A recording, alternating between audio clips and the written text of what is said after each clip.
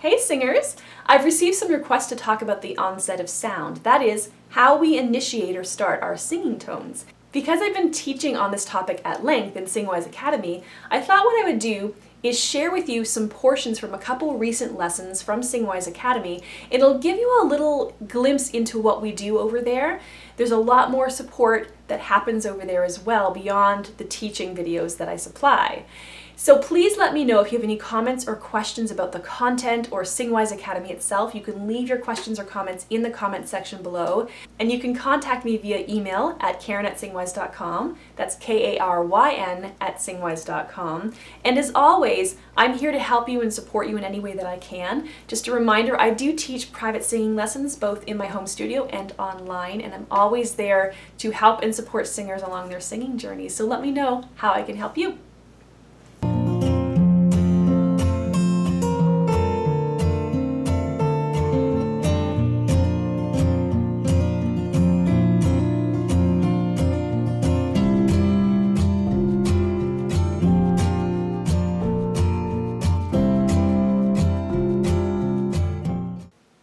Hi singers! Today we begin our discussion of the onset of sound. That is, how we initiate or start our singing tone. Now this is a really important consideration in singing because how we start that tone determines how the rest of the phrase is going to be sung, how it's going to be carried. Now generally speaking, there are three different types of onsets of sound that we can explore, and we're going to be doing that today. The first is a soft onset, in which there's some leakage of air. The vocal folds aren't quite fully approximated, they're not fully together, and so we hear a little bit of what we call an aspirated onset. Sounds a little bit like an H. Ha, ha, ha. Now oftentimes singers will struggle to get a clean tone following an aspirated onset. So the vowel that follows that sound has a little trouble getting nice and clean and clear. And that's because it can be really difficult for some singers to bring those vocal folds together when there's already air passing by. I always liken that to trying to close the front door when there's hurricane force winds pushing against the door and resisting that closure. Same thing here with our vocal folds. And then we have the hard onset, which might also be called the glottal attack. And that hard onset of sound is made with the vocal folds really pressed very firmly together. So we tend to get a really loud kind of slapping together of the vocal folds, and we get a harsher sound, which can oftentimes lead us to going up a little sharp in pitch. So we get Do you hear that? Right? It's almost the posturing of a grunt, right? You can really feel the engagement in here when I do that. And then we have the balanced onset of sound. And that just really is produced with sort of dynamic muscle equilibrium. And this dynamic muscle equilibrium is facilitated by that prephonatory tuning that we create at the time of inhalation, right? When the vocal tract just releases and opens. And that ensures that we're releasing all those constrictor tensions, all those constrictor muscles, and allowing the vocal folds to completely come apart so that we can start from a good place again for the next onset. So today we're going to do three little experiments that are going to help us explore these three types of onsets. Now we, for the most part, want to be singing with a balanced onset. Most of our singing is going to be sitting somewhere in that we'll say neutral territory. However, there are going to be artistic occasions in which we may wish to sing with an aspirated onset, or in which we may actually want to sing with a little bit of that harder attack, that harder sound. And that's great, but it's all about balance, and it's all about kind of coming back to that home base, right? It's all about making sure that the bulk of our singing happens somewhere in that neutral territory. In our first experiment, we're going to explore the aspirated onset, or the soft onset. What we're going to do is we're going to slowly speak the series ha, ha, ha, ha, ha. So 5 ha's. And we're just going to stick with speech for this today. Now as we speak this, we're going to deliberately kind of hover over that aspirant sound, that H. Ha, ha, ha, ha, ha. Now, if you're able to get your vocal folds together for a nice clean vowel sound following the H sound, you'll probably be aware of that point at which the vocal folds actually approximate. You'll feel a sense of that. You'll feel a sense of the breath engaging slightly differently. So let's do this again, hovering on that ha. And now this time I want you to pay attention to how it feels in your core. These transverse, oblique, rectus muscles. What happens with your breathing? Ha, ha, ha, ha, ha. That's really tiring. So I don't know if you felt the same thing, but I actually had to take a breath and I really felt the muscles in here going every time I sang that H or spoke that H sound. And that's because the vocal folds are apart, the glottis is open, and so air is just passing freely past the vocal folds without any resistance from them. And so we're going to use our breath a lot faster. It's kind of a waste of air, and it can be very fatiguing. In experiment 2, we're going to again stick with speech, the same pattern, but this time we're going to explore the hard onset, the glottal attack. And we're going to speak right? And you hear a little bit of a. And we're going to sit or hover on that little grunt-like posture that we get when we bring the vocal folds together, but we're not letting any air pass them. Right?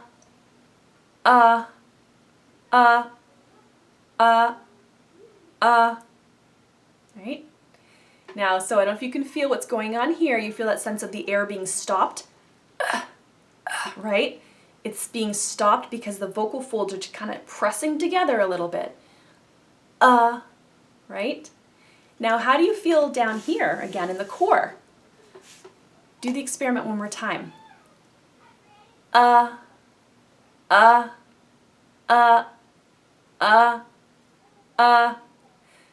It's tiring. I find it really tiring. To me, the body is engaging in a very similar way to what it did when I was using the aspirated onset. But this time there's a buildup underneath there. There's this, like the air can't pass, right? But, So when I'm feeling that air pushing, it's when I finally let the vocal folds vibrate, when I finally let the vocal folds come together in a less pressed manner, that's when I feel that buildup of air forces those vocal folds to vibrate. And it's really hard to get a nice sustained tone from that because there's so much force coming from that closure, that really firm closure. So now let's explore the idea of a balanced onset. In a balanced onset, we're not going to experience that sensation of air starting before we initiate the tone, as we do in the soft onset. And we're also not going to be experiencing the sensation of air being stopped, airflow being stopped or prevented prior to the onset of sound. Here, we're going to feel everything starting at the same time. There's a simultaneous commencement of the breath and the sound. The tone begins as the breath begins. And that's the idea behind a balanced onset. So we're going to get that nice inhale posture to set everything up, let everything be nice and open. So with this experiment, we're going to speak the series ah, ah, ah, ah, ah, and we're going to imagine a little tiny H that's inaudible before our vowel sound. Now this isn't like the aspirated onset where you actually hear that ha, that really airy, turbulent, noisy sound. This is going to be an imaginary H, just like William Vernard talks about the imaginary H.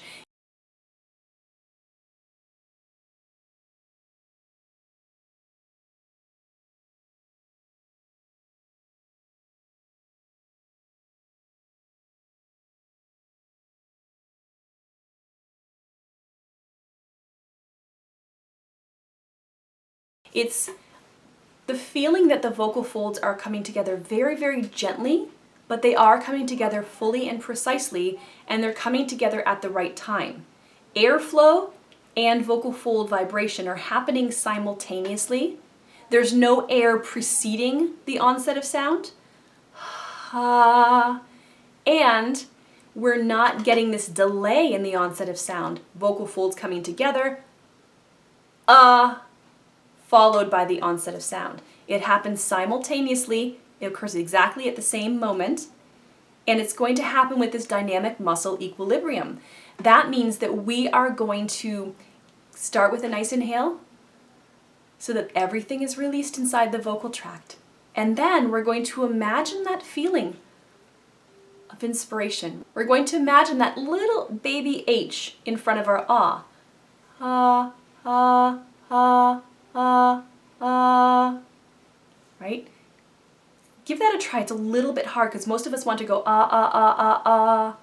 And that's a glottal stroke, which is kind of somewhere between the hard onset and the balanced onset.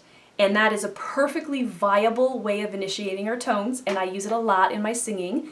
But again, it shouldn't be our primary or go-to or default onset. So we want to do ah, ah, ah, ah, ah. You can hear that really soft onset. And again, don't think about singing so much today. We're just kind of speaking it. We're just exploring these different ways of starting our sound.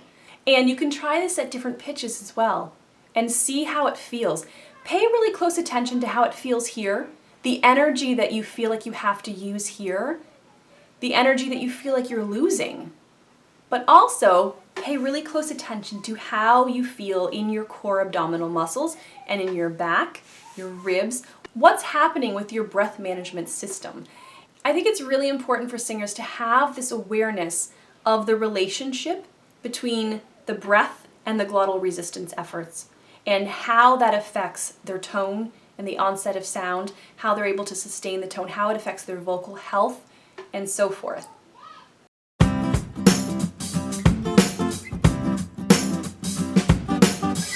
In today's lesson, we're going to continue exploring the onset of sound, and in particular, we're going to be working toward achieving a balanced coordinated onset.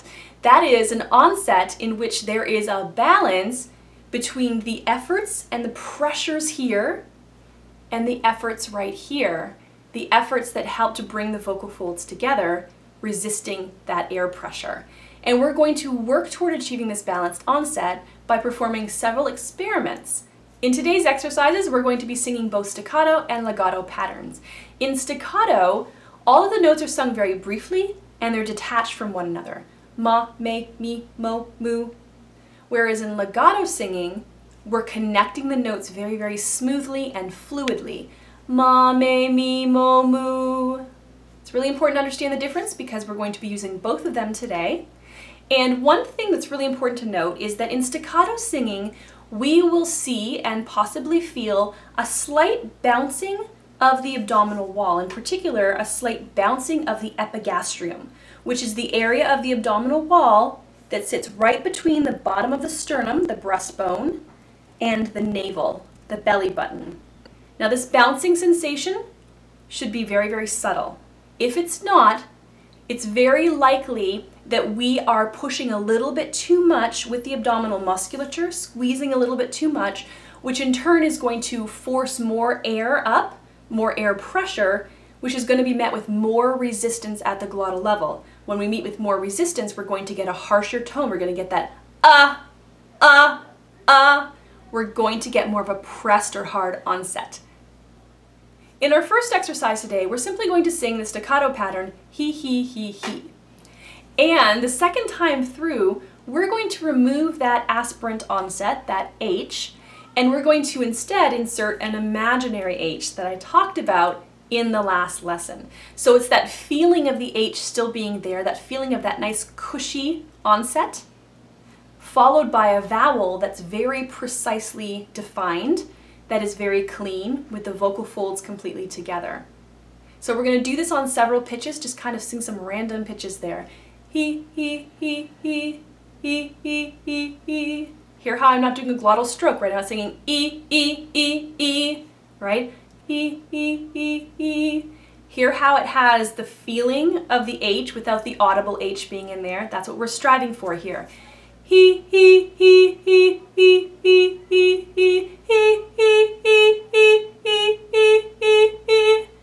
My vocal fold posturing doesn't change at all